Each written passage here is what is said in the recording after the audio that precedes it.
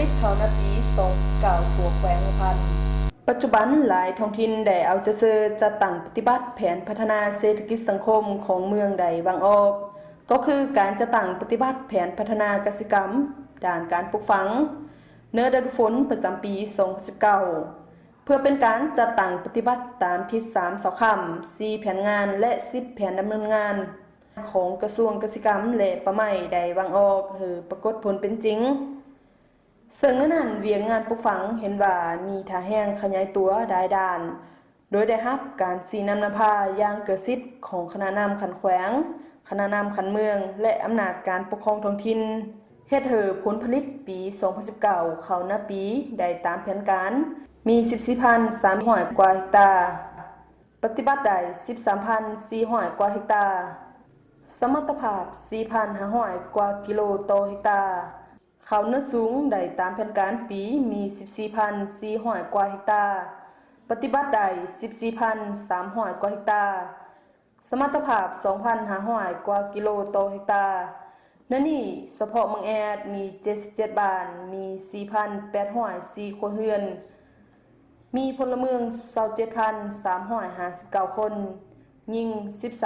13,364 คนภายในเมืองมีเนื้อที่ดินทั้งหมด 100,000 กว่าเฮกตาร์เนื้อที่ดินกสิกรรม 8,500 กว่าเฮกตาร์เนื้อที่ปลูกข้าว 2,730 กว่าเฮกตาร์ผลผลิตข้าวทั้งหมด 9,800 กว่าต้นเนื้อที่ปลูกพืชเป็นสินค้า 2,000 กว่าเฮกตาร์ผลผลิตได้ 9,200 กว่าต้นซึ่งท่านคำเผยบุตรดาวงศ์หัวหน้าของการกสิกรรมและป่าไม้เมืองแอดได้รายงานการจัดตั้งปฏิบัติแผนพัฒนากสิกรรมด้านการปลูกฝังช่วงปี2018หาปี2019สบายดีข้าพเจ้าชื่อคำเผยบุตรดาวงศ์หัวหน้าของการกสิกรรมและป่าไม้เมืองแอดซึ่งแนะนำต่างหน้าให้ทั้ง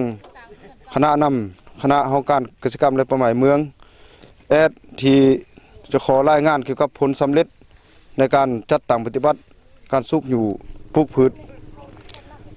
ในช่วงปี2019สภาพรวมเมืองแอดของพวกเรามีอยู่77บ้าน 4,804 ครอบครัวมีพลเมืองทั้งหมด27,359 คนยิง 13,364 คนภายในเมืองมีเนื้อที่ทั้งหมด 1,3,736 เฮกตาร์เนื้อที่ดินเกษตรกรรมมี 8,581 เฮกตาร์เนื้อที่ปลูกข้าวมี 2,730 เฮกตาร์ผลผลิตได้ 9,831 ต้นปลูกพืชสินค้าทั่วไปมี 2,024 เฮกตาร์ผลผลิตได้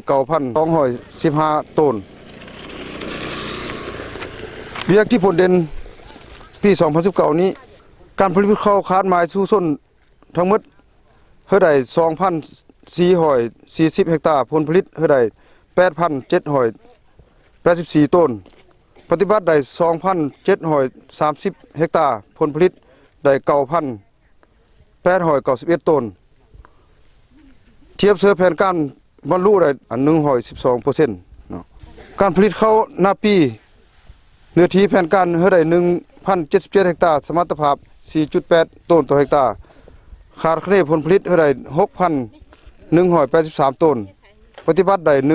1,099 เฮกตาร์เสียหายจากศัตรูพืชทำลาย19 เฮกตาร์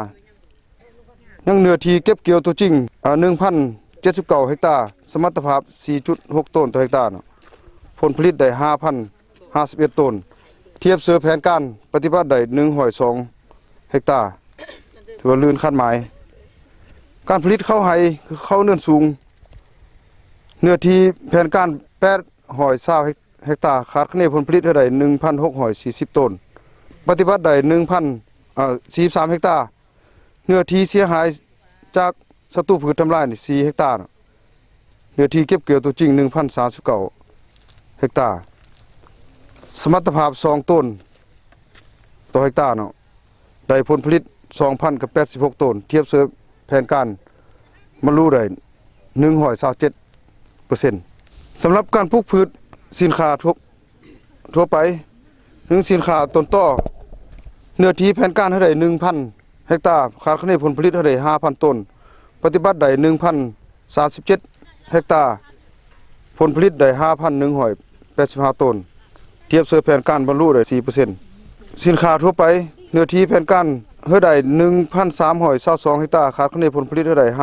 5,288 ต้นปฏิบัติได้ตัวจริง987 เฮกตาร์ผลผลิตได้ 4,030 ต้นเทียบเสือแผนการบรรลุได้ 78.7% พืชเสบียงอาหารแผนการเท่าใด727 เฮกตาร์คาดคะเนผลผลิตเท่าใด 2,908 ต้นปฏิบัติได้693 เฮกตาร์ผลผลิตได้ 2,706 ต้นเทียบเสือแผนการปฏิบัติได้ 95% งั้นผลการจัดตั้งปฏิบัติการสูบอยู่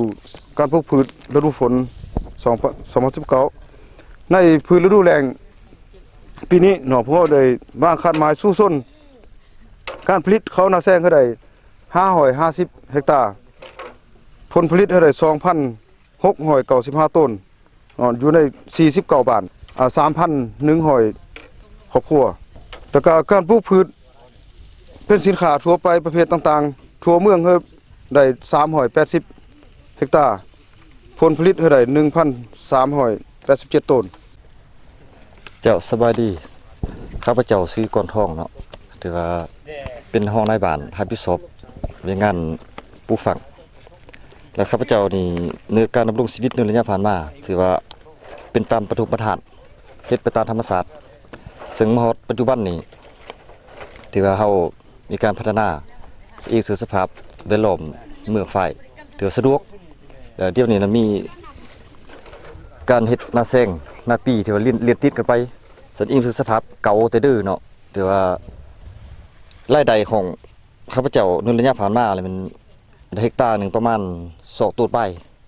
แล้วมาหันซื้อการผลผลิตในปัจจุบันนี้และอีกซื้อทางด้านเทคนิคอันมือถือว่าสมรรถภาพถือว่าเพิ่มขึ้นเป็น4ต้น5บุรุษเนาะในมีให้งานทั้งหมดในมีอยู่7และให้งานต้นต่อในมี2และมีลูก2คนในระยะผ่านมาก็ถือว่าเฮาซุบซื้ออันน่ะแบบอันเก่าเนาะและเดี๋ยวนี้เฮาเฮ็ดถือมีทางด้านเทคนิคของการเกษตรกรรมในมาเบิ่งดูแลสันผลผลิตของเฮานี่สามารถส่งลูกไปเรียนและ1คนแต่1คนอีก1คนยังเรียนอยู่ทางโรงเรียนมัธยมนี้สันครอบครัวข้าพเจ้าก็มีเฮือนมีรถไถเนาะมีหมู่ ซึ่งรายรับของข้าพเจ้าเนาะสันอยู่ในระยะผ่านมาก็ถือว่าอิงเสือน่ะนี่คือมันบ่ได้คาด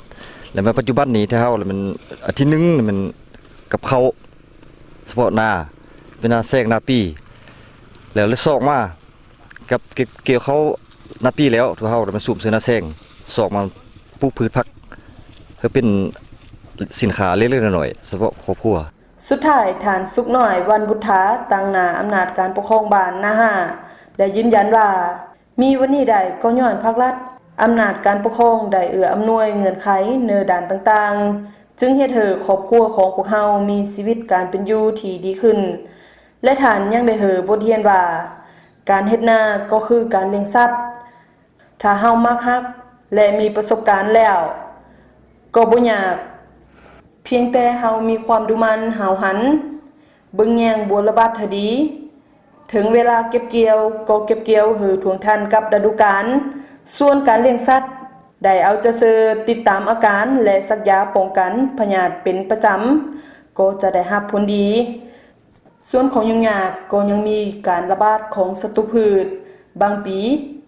ก็มีบงแมงและตักแตนส่วนผลกระทบจากภัยธรรมชาติบางปีฝนฟ้าบ่อำนวยฝนตกหลายเฮ็ดให้น้ำท่วมแต่ส่วนหลายบ่ค่อยมีปัญหาเพราะมีน้ำชลประทานที่ดีทั้งนี้ก็มีเทคนิควิธีการทางวิทยาศาสตร์เข้าช่วยโดยเฉพาะมีพนักงานแต่ละภาคส่วนลงชี้นำให้คำปรึกษาแก้ไขช่วยจึงเฮ็ดให้ผลผลิตในแต่ละปีเห็นว่ามีประสิทธิผลที่ดีพอสมควรอีกอย่างหนึ่งท่านยังได้ทัศนะส่วนตัวว่า อย่าเถิดแต่ละครอบครัวเอาจะเสอพัฒนาเศรษฐกิจครอบครัวของตนอย่างหาวหันถ้ามีพื้นฐาน